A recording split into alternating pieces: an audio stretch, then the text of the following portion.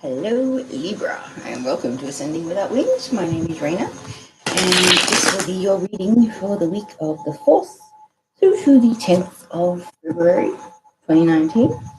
This is for Sun, Moon, Rising signs, and you can feel free to like, share, or subscribe if that is what you wish to do. And I do have a website if you would like to support private readings that is listed in the description box below. I also have a Facebook page, so if you'd like to make any inquiries through there, you're welcome to do so. Okay, Libra, looks like we've got a card already. Let's see what Archangel Michel has for you for this week.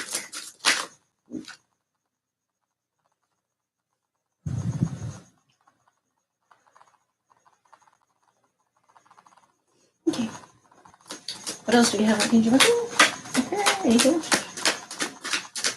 So we've got the Seven of Swords, the King of Pentacles, the Two of Wands.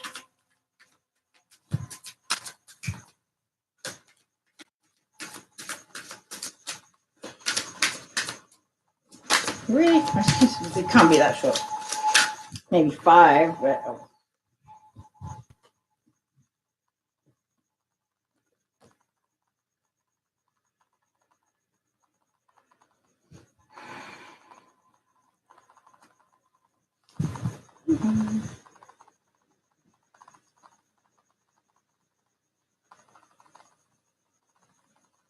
Okay. So these work. So there's only 5 cards for your reading, Libra. Yeah, just share. In the right order, facing the right way. Okay, thank you. Alright, so we start off with the Seven of Swords. So the Seven of Swords is the card of the thief, the narcissist, the one that runs around taking all the trophies off the battlefield when everybody else is off getting patched up and possibly, not survive the battle. So this person kind of runs around taking advantage of other people's misery and, takes all the good stuff for himself. Don't like that energy. But let's see what we get as far as clarifiers are concerned. So next after that we have the King of Pentacles, which is the divine masculine energy, very much so for me. And I'm feeling that for this as well. Wow. Wow. Before I get excited, I will check these cards. Okay, can you make all the clarifiers in the right position? Nothing in reverse? I like it. Okay. All right, my lovely Libra. Let's do this. So this lovely week of the 4th to the 10th of February. As I had said, we have the Seven of Swords. So the Seven of Swords is somebody that runs around taking all the trophies and things like that. But I feel like this is kind of, you're spotting the wrong person. You're distancing yourself from the people that steal your sanity, the people that are not there for your well-being and for your, for anything positive in your life. And these are not people that are for you. And you're actually moving away from them because the Six of Swords is clarifying it. So Six of Swords is about moving away from troubled waters, but I believe the troubled waters is this person or people that are not good for you. They're, and also this can represent you yourself allowing your anxieties, fears, doubts to get the better of you. So maybe you're having a bit of a realization, and that's making you shift your focus and shift the way you process things and how you deal with things, and keep, the ego mind at bay by keeping it under wraps and stopping it from kind of destabilizing you or causing too much drama in your life. And that's a beautiful thing. You're moving away from anything that takes away from your peace of mind and your sanity. So that's a beautiful thing. Just one sec.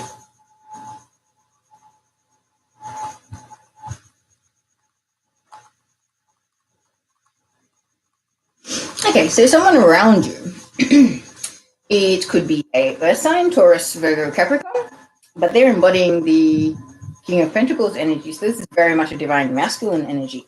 But it has taken a lot of strength for this person to get to this stage. This has been a process. It's not something that has been like that all along. This has been a transition for this person. They've had to sort of dig deep and go within and find their inner strength to embody their divine masculine attributes. Someone who is worldly, however, they are spiritual as well. They're in this world, but not of it. Very much divine masculine, spiritually evolved person, master manifester, really abundant, what is it? Ruling over their kingdom quite happily, successfully, and doing a great job. But it's giving them a lot of strength because they've gone through a bit of a transformation. I feel like they've gone through some stuff, and whether you see this right now or whether you're going to see this between now and the full moon, I feel like that's quite significant. You've got the full moon in the background of this King of Pentacles card right there. Okay.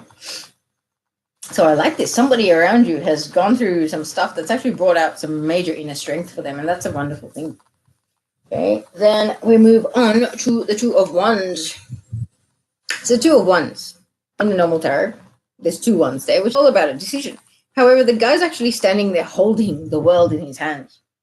So, when you think there's a choice to be made between these two wands and you're holding the world in your hands, there is no choice. You don't want the wand when you've got the world. It's a no-brainer. You don't want that. You know exactly what it is. There is no choice. Yes, you might be feeling like you're at a crossroads and there's a choice, but you already know the answer to this. You know where you're supposed to go. And because you feel like you're at a crossroads and you need to make a choice, but technically you know that there's no real choice in the matter, it's kind of a given, like it's going to go in one direction. You have the world in your hands. You're going to run with that. There's no messing around with these wands. No, there isn't. It's making you feel like you're stagnant. You're hanging in the balance. But I also feel like it's got a very spiritual aspect because with the hangman represents Odin, who cut out his own eye and hung upside down for 6 days to attain spiritual enlightenment. And, he became a Norse god. So if the whole Viking era resonates with you, I'm sure you know about that. So this is about great sacrifice to attain spiritual evolution, spiritual enlightenment. I feel like you've made a lot of sacrifices, or you feel like you're making sacrifices right now because I feel like you feel that you're blocked. In a way, you want to make this decision. You want to have this decision to make, but you kind of realize going, oh, hang on. Yeah, there's these ones here, but look at what I got right here. It's like, it's like, what do I do? I'm kind of, in limbo. And I feel like it's this thing that there's a part of you that wants to take action and make a decision. However, you got the world in your hands. You can't really make many decisions, can't take many courses of action without dropping the world on the ground, yeah? So I feel like it's making you feel stuck or a bit stagnant, but it shouldn't, because Hangman is the number 12, so that's a 3. It's, Ascended Masters. It's a very spiritual number. It's also the Trinity, is it the triple goddess, the Trinity, so it's like Maiden, Mother, Crone. There's a masculine equivalent of that as well, but I just cannot think of it. Sorry, guys. But yeah, it's like 3 stages, and it's also like, Father, Son, Holy Spirit, the Trinity. There's Trinities in very many backgrounds, religions, and spiritual views. So I feel like that's significant somehow because I don't usually hone in on the numbers so much. So it must be significant. Okay, I'm going to move on. The next card that we have is the Three of Pentacles. So Three of Pentacles there's a few different meanings I get from this, okay? It can be about recognition. Recognition about how far you've come. Recognition about how much you've changed. Recognition about how much you've survived, which should give you sort of inner strength. But this can also be about gossip. It can be about people sticking their nose in stuff that really isn't their business, okay? And the reason why I say that, and I'm leaning towards that, is because it's clarified by the Ten of Wands. Ten of Wands is feeling burdened by things in the physical world, obligations, relationships, friendships, commitments that you have, things that you are compelled to have to do, something that requires some form of action. Okay, so I really feel like you're recognizing that maybe you've overextended yourself and you've possibly been a little too accommodating and a little too nice when it comes to certain people, places, and things in your life. Maybe you've overcommitted yourself. Maybe you've sort of been like, oh, okay, well, you know, I have 20 hours a week that I can play with. That is my time to whatever. If I want to do something nice for people, and you know, you've allocated all that 20 hours in helping other people. It's like this recognition of, hang on, I had 20 hours up my sleeve. Why have I given all of my time to other people? What about my me time? What about me caring for me? What about me doing what's right for myself? And it's beautiful because it's self-love and it's nurturing and self-respect. And that's very important, especially with all of us that are ascending. You kind of realize that you need to put yourself first in a way. Yes, we're all here to serve humanity in some way, shape, or form. However, if you are not healthy and nourished and replenished energy-wise and spiritually and in every other way, how are you going to be of any benefit to other people? If you're depleted, if you're feeling tired and stressed and you're cranky and you're not able to project love and light out into the world, if you're not able to be supportive and caring, if you're just a cranky person and like, I'm just overdoing this, oh, I do so much, it defeats the purpose. Okay, so you gotta put yourself first. You gotta look after yourself. You gotta love yourself, nurture yourself, make yourself feel good so that when you're out there doing stuff for other people, it's sort of like it's a bonus. You know what I mean? You've done the things that you've had to do for yourself, and then when you have the time and the energy and the resources, then you go and do stuff for other people. Okay? And that's a beautiful thing. Putting yourself first is never a bad thing. And this week, my lovely Librans, I feel like it's an interesting week. It's an intense week for you guys because it ends with a major arcana card being clarified by another major arcana card. So 13, which is a 4. Okay, 4 can be the number of completion as well. And it's also number of angels. Angels and archangels. 44 is definitely archangel number. But it's the death card. And here you can see in the background there, if I can hold it still, there's a reflection of a woman. It's like the old you staring from inside the mirror out at you. And you are this new, transformed, you've had your phoenix moment. You have burnt to ashes and you're rising. You're about to rise. Divine feminine or divine masculine is about to rise from the ashes. The reason why I'm saying that you're rising from the ashes, because it is the death card, it is usually about the end of something. But the end of something brings on the beginning of something else, does it not? The reason why I say that is because it's clarified by the judgment card. Judgment card is about second chances. It's about epiphanies. It's about turning points. It's about major, like transitions, major changes, major shifts in life. Just like a complete change in direction. Death, end of the old, beginning of the new. You know, the old you, the one that overextended yourself, that did not put yourself first, is gone.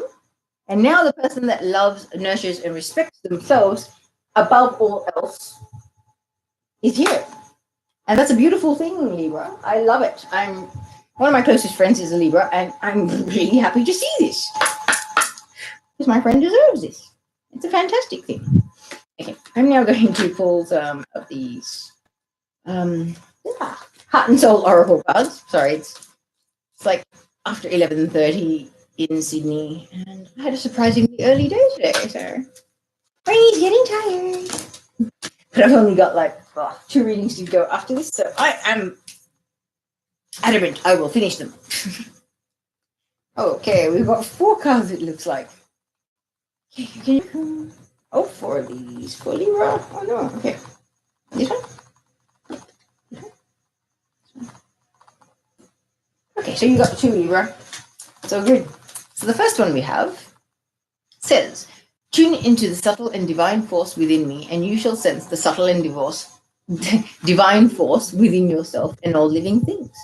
Over the coming days, there is a heightened sense of spiritual connection with Isis, goddess of motherhood, magic, and fertility. I like it. Okay, and the other card that we have says, you are protected by a higher power that also wants to help you. If the path seems blocked, there is a good cause. Take this as divine intervention, a sign from above, and wait. When the time is right, all flows will ease. Sorry, all flows with ease, not will ease. Shish kebab. Sorry. I think I'm going to, since this is a short reading, some readings have been half an hour and some of them have been like 14 minutes. I'm just a messenger. As I keep saying. Archangel Michael, what do we have for Libra, please? Wow. This situation is already resolved, Libra. Yeah, I like it. It says, the prayer says, I give any worries, cares, and concerns to you in exchange for true peace in all ways. Thank you for resolving this and give the details of the situation in a divinely perfect way. So that's your prayer to Archangel Michael. That is beautiful. Sorry, guys, I have a cat and cat fur. I can feel there is cat fur stuck on the tip of my nose, and it's so driving me nuts. I'm going to end this video. And I will see you guys next week. I really hope this message has resonated, and I love you all. Take care.